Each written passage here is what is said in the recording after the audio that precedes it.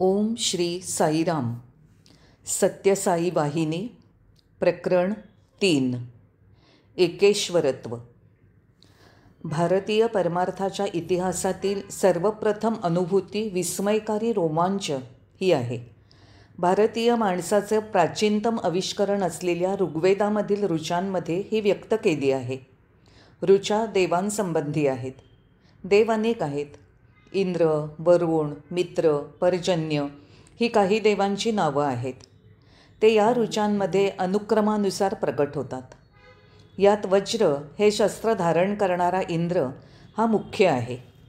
पृथ्वीला वर्षा प्रदान करणारा तो महाशक्तिशाली आहे. इंद्रियांचा अधिपती म्हणून त्याला इंद्र म्हणतात. दुसऱ्या शब्दात सांगायचं झाल्यास तो इंद्रियांचं संचालन करणारं मन आहे. त्याला पुरुहूत असंही म्हणतात. पुरु याचा अर्थ आहे अनेकदा आणि हूत याचा अर्थ आहे आमंत्रित. पूर्ण शब्दाचा अर्थ आहे सर्वाधिक आमंत्रित केला जाणारा देव. वेदांमध्ये मनाची रुद्र म्हणून सुद्धा आराधना केली गेली आहे.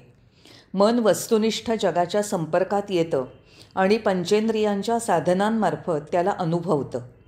मनाचं हे स्वरूप इंद्रस्वरूप होय. मनाची एक अन्य क्षमता आहे. ते इंद्रियांवर आधिपत्य मिळवू शकतं आणि भौतिक जग म्हणून ओळखल्या जाणाऱ्या बाहुल्याच्या वैश्विक अंतर्निहित सत्याची त्याला जाणीव होते. मनाचं हे स्वरूप रुद्र असं निर्देशिलं आहे.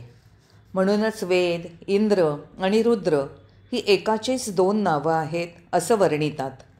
अन्य देवांची सुद्धा अशी अनेक वर्णनं उद्धृत करता येतील. शेवटी सर्व वर्णनं एकाच निष्कर्षाप्रत घेऊन जातात. ऋचा देवांची एखाद्या कार्याचा अधिपती म्हणून प्रथम आराधना करतात. नंतर ते सर्व लोक समाविष्ट करणाऱ्या सर्व साक्षी, सर्व हृदयनिवासी सृष्टिकर्त्या परमेश्वराचीच अनेक नामरूपं म्हणून परिवर्तित होतात. यथाक्रमे उर्वरित सर्व अर्थ आणि प्रतिक्रिया असंगत होऊन विलोप पावतात. उदाहरणार्थ, वरुण या देवाशी भयाचा अंश संलग्न आहे. काही ऋचांमध्ये हे भय अंकुरलं जातं आणि विकसित होतं, परंतु लवकरच आर्यांमधील बुद्धिमत्ता हे भय ताब्यात आणते. अनेक ऋचा लोकांनी आपल्या पापकृत्यांमुळे दंडित होण्याच्या भयाने वरुणाला केलेल्या प्रार्थना आहेत. परंतु भयभीत करणाऱ्या देवाच्या कल्पना तसंच अनेक स्वभावाच्या अनेक देवांच्या कल्पना भारतीय मातीमध्ये विकसित होऊ शकत नाहीत. भारतीय संस्कृती आणि आध्यात्मिक दृष्टिकोनाने एकमेव देव किंवा ईश्वर मान्य केला आहे. एकेश्वर. केवळ एकच ईश्वर असू शकतो, अनेक नाही. हा सिद्धांत भारतामध्ये पुरातन कालापासून प्रचलित आहे. प्राचीन वैदिक आणि संहिता साहित्यामध्ये सुद्धा ही श्रद्धा युगांपासून मान्य असलेला सिद्धांत म्हणून स्पष्ट आहे. परंतु या देशातील विचारवंत आणि साधक यांना व्यक्तिगत ईश्वराची कल्पना ही प्राथमिक अध्यात्मसाधनेमधील अपरिपक्व स्थिती वाटली. ती त्यांच्या उच्चतम आकांक्षांचं समाधान करू शकली नाही. ऋषींच्या विवरणामधील हा दृष्टिकोन वेद आणि संबंधित ग्रंथांचा अभ्यास केलेल्या आणि त्यावर विवेचन करणाऱ्या अन्य देशातील विद्वान आणि लेखक यांना समजला नाही आणि गुणग्रहण करता आला नाही. ते अजूनही पूर्वकालीन अनेक ईश्वर आणि त्यानंतरच्या एक व्यक्तिगत ईश्वर या विश्वासांवर पूर्ण निष्ठा ठेवून आहेत. हे अज्ञान हिंदूंच्या ओठावर केवळ एक स्मित आणतं. वास्तविकतः आपल्या मातांच्या कुशीत गुणविशेष आणि नामरूप असलेल्या ईश्वरावर श्रद्धा ठेवण्याचं बाळकडू मिळालेल्यांनासुद्धा नंतर या स्तरावरून वरच्या स्तरावर पोचून अनेक नामरूप असलेला असं वर्णिलेल्या एकेश्वराची जाणीव करावी लागते. साधना सत्याच्या याच अनुभूतीसाठी निर्धारित केल्या आहेत. एकेश्वर तो एकमेव. त्या एकातच हा सर्व प्रवाह, हे नित्य बदलणारं विश्व स्थित आहे. सर्व जाणीवांचा तो दिग्दर्शक आणि संरक्षक आहे. हे सर्व निर्देश त्या एकमेवाच्या केवळ आवरणाला स्पर्श करतात. पाश्चात्य लोकांनी सांगितलं की बुद्धी या साहसात यशस्वी होऊ शकते, परंतु या देशातील साधकांनी जे शौर्य दाखवलं त्याला मर्यादा नाही. आणि ते मोजताही येणार नाही. ही वस्तुस्थिती स्वीकारायला हवी. अध्यात्म क्षेत्रात साहसी उड्डाणं करण्यासाठी प्रसिद्ध असलेल्या पाश्चात्य तत्त्वज्ञानांनी या साहसाचा केवळ अंशमात्र स्फुल्लिंग दाखवला.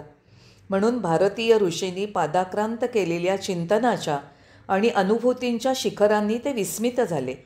या विस्मयाच्या भावनेला प्रोफेसर मॅक्समुलरनी मनोहारीरित्या प्रगट केलं. अनुभूतीच्या ज्या ज्या अज्ञात क्षेत्रात त्यांची प्रवर्तक आणि निर्विवाद जिज्ञासा घेऊन गेली, त्या त्या क्षेत्रात भारतीय जिज्ञासू साहसाने कार्यरत झाले. या साहसामध्ये जे अवरोधक वाटले त्याचा त्याग करण्यापासून त्यांना कधी भय वाटलं नाही. मॅक्समुलरनी लोकांना भारतीय परमार्थ वाहिनीमध्ये समाविष्ट व्हायला प्रोत्साहन दिलं. कारण भारतीय साधकांनी धर्ममार्ग, सत्यमार्ग चोखाळला असं त्यांना वाटलं. एकम सत् विप्राः बहुधा वदंती. केवळ एक आहे, ज्ञानी त्याला अनेक प्रकारे संबोधतात. हे खरोखर अत्युत्तम अर्थपूर्ण आहे.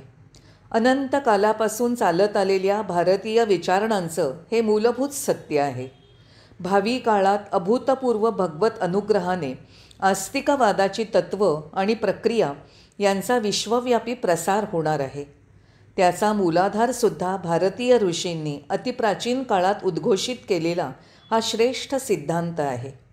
विविध देव आणि दैवी शक्तींवर ऋचा रचल्या गेल्या, कारण ऋषींनी जाणलं होतं की त्या एकमेवाला प्रत्येकजण केवळ स्वतःच्या दृष्टिकोनातून जाणू शकतो आणि हे दृष्टिकोन व्यक्तीने प्राप्त केलेल्या दृष्टीची शुद्धता आणि निर्मलता यांच्या स्तरांनुसार भिन्न आहे. उपरोक्त वचनातून त्यांनी त्यांचा शोध उद्घोषित केला की केवळ एक हा विषय सर्व ऋषीमुनी, साधू, कवी, स्तोत्रकार आणि रचनाकार यांनी भिन्न शैलीतून आराधिला आणि स्तविला आहे. अशा प्रकारे एकम सद्विप्राः बहुधा वदंती या उद्घोषातून जगासाठी अतिमूल्यवान परिणाम उद्भवले.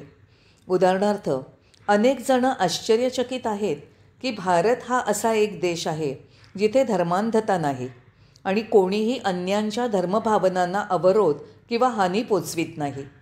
या देशामध्ये आस्तिक, नास्तिक, द्वैतवादी, अद्वैतवादी, एकेश्वरवादी आणि अन्य मान्यतेचे लोक आहेत.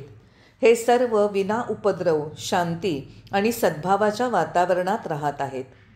भौतिकवादींनी मंदिराच्या पायऱ्यांवर उभं राहून, म्हणजे ब्राह्मणांनी पवित्र मानलेल्या आणि पूजेसाठी उपयोगात आणलेल्या पायऱ्यांवर उभं राहून ईश्वराची निंदा आणि अस्वीकार केला. त्यांनी सर्वांना त्यांचं अनुकरण करण्याचं आवाहन केलं. त्यांनी जाहीर केलं की ईश्वर हा विचार एक मूर्खत्वाचा कल्पना विकास आहे. त्यांनी ईश्वराची, धर्मग्रंथांची, नीतिशास्त्रांची, धर्माचरणाची आणि बोधसिद्धांतांची निंदा केली आणि त्यांना ब्राह्मणांनी स्वार्थपूर्तीसाठी तयार केलेले आणि विकसित केलेले अंधविश्वास आहेत असं घोषित केलं. त्यांनी सर्व प्रदेशात संचार करून या निर्णयांचा प्रसार केला आणि त्यांना कोणीही अडथळा केला नाही. बुद्ध धर्म, ज्याने हिंदू धर्म आणि धार्मिक श्रद्धांचा योजनाबद्ध रीतीने अपमान केला, त्याला सन्मानपूर्ण वातावरणात एकत्र राहू दिलं गेलं. जैनांनी सुद्धा वेद आणि वैदिक देवांना नाकारलं. त्यांनी उपहासाने विचारलं की असे देव कसे असू शकतील आणि कसे स्वीकार करता येतील. उपरोक्त अविष्करणीय वचनामध्ये मूलबद्ध असलेल्या सहिष्णुपणाची अनेक उदाहरणं आहेत. जोपर्यंत विध्वंसकारी मुस्लिमांची आक्रमणं झाली नव्हती तोपर्यंत या भारत देशात कुणालाही हिंसा म्हणजे काय हे माहीत नव्हतं. विदेशी टोळ्यांनी आक्रमण करून हिंसक कृत्य केल्यानंतरच लोकांना मनुष्य किती असहिष्णू असू शकतो हे परिचित झालं.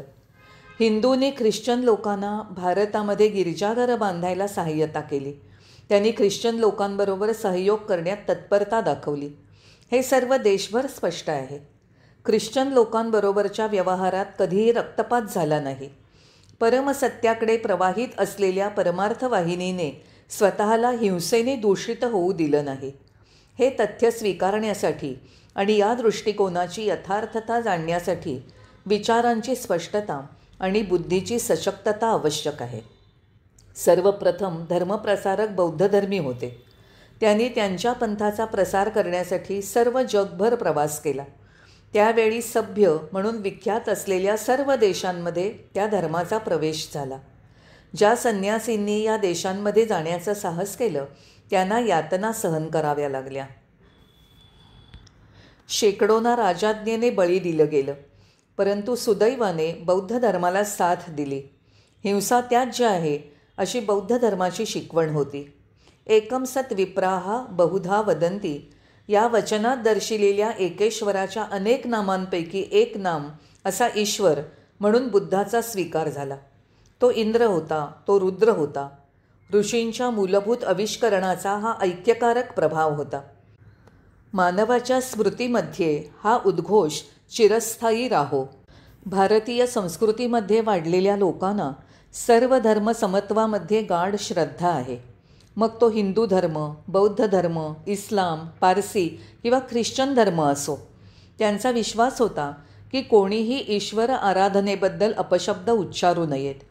जेव्हा कोणी ईश्वराच्या इतरांनी पूजिलेल्या कोणत्याही नामाबद्दल किंवा रूपाबद्दल अपशब्द उच्चारतात तेव्हा ते त्या एकेश्वराचा अपमान करीत आहेत असा त्यांचा विश्वास होता. भारतीय पारमार्थिक जीवनमार्गाने दृढ केलेला हा संदेश होता. हे सत्य जाणणारे आणि त्याचे पालन करते भारताचे सच्चे सुपुत्र आणि सुपुत्री होत. हे सत्य सर्वांच्या आकलनापलीकडलं आहे. सर्वच जण हे ज्ञान प्राप्त करू शकत नाहीत. या जगताचा शासक कोण आहे? कोण बाहेरून याचं निर्देशन करत आहे? या जगताच्या अस्तित्वाचं काय कारण आहे? त्याचा उगम कधी झाला? कशा प्रकारे झाला? कशामुळे झाला? वेदांमध्ये ह्या गुह्यांबद्दल अनेक ऋचा आहेत. भारतीयांनी याचा शोध घेतला होता. वस्तूंना एकत्र आणण्यात सृष्टी गुंतलेली असते. काळाच्या ओघात जे एकत्र केलं जातं ते विभक्त होतं आणि मुक्त होतं. व्यक्तीची निर्मिती झाली असते म्हणून त्याचं पृथक्करण आणि मृत्यू अटळ आहे. काही जण जन्मतः सुखी असतात, काही जण आनंदी निरोगी जीवनाचा उपभोग घेतात. काही जण जन्मतःच दुःखी असतात आणि काही अपंग अवस्थेत जन्म घेतात. काही जण मतिमंद किंवा सदोष जन्मतात. त्यांना कोणी हानी किंवा इजा पोचवली? ईश्वर न्याय आणि दयाळू म्हणून उद्घोषिलेला आहे असा वाद करता येईल की असा ईश्वर इतका पक्षपाती आणि दुराग्रही कसा असू शकतो? ईश्वरी सत्तेमध्ये असा भेदभाव का? असे संदेह स्वाभाविक आहेत. परंतु या देशाचा विचार साचाबद्ध करणाऱ्या भारतीय ऋषींच्या दूरदृष्टीने प्रगट केलं की या भिन्नतेचं कारण ईश्वर नाही, ते व्यक्तीच्या पूर्वजन्मीच्या कर्माचं फल आहे. ही कर्म सुख दुःख स्वास्थ्य अस्वास्थ्य रूपाने फलीभूत होतात. सुदैव आणि दुर्दैव हे व्यक्तिनिर्धारित असतं. पूर्वजन्मांच्या कर्माचं फल असतं. काय मनुष्याचे देह, त्याच्या दशा, आयुष्यातील उतार चढाव हे सर्व वंशपरंपरागत प्रभाव आणि प्रवृत्तीचे संचित परिणाम नव्हे? या विषयावर चिंतन करताना मानसिक आणि भौतिक या दोन समांतर रेषा समोर येतात. मानवी स्वभाव आणि त्याचे विशेष गुण यासंबंधी प्रश्नांचे संतोषजनक समाधान जर भौतिकवादात मिळू शकत असेल तर आत्मा नामक वस्तूच्या अस्तित्वामध्ये विश्वासाचा काही आधार राहत नाही. परंतु उदाहरणार्थ भौतिक पदार्थामधून विचारशक्ती विकसित झाली हे सिद्ध करणं अशक्य आहे. एखादं कार्य पुन्हा पुन्हा केल्यानंतर ती एक नित्य प्रवृत्ती, एक कौशल्य बनतं, हो ना? म्हणून एक नवजात बालक जी प्रवृत्ती किंवा कौशल्य दर्शवतं ते गतकाळात पुन्हा पुन्हा केलेल्या कार्यानुसारच असणार. अर्थातच ही कार्य त्याच्या पूर्वजन्मामध्ये किंवा अनेक पूर्वजन्मांमध्ये घडलेली असणार. म्हणून सर्व प्राणीमात्रांसाठी पूर्वजन्म आणि आगामी जन्म यावरील विश्वासाचं औचित्य स्वीकार करणं आवश्यक आहे. भारतीय परमार्थ वाहिनीचा हा मूळ विश्वास आहे. जय साईराम.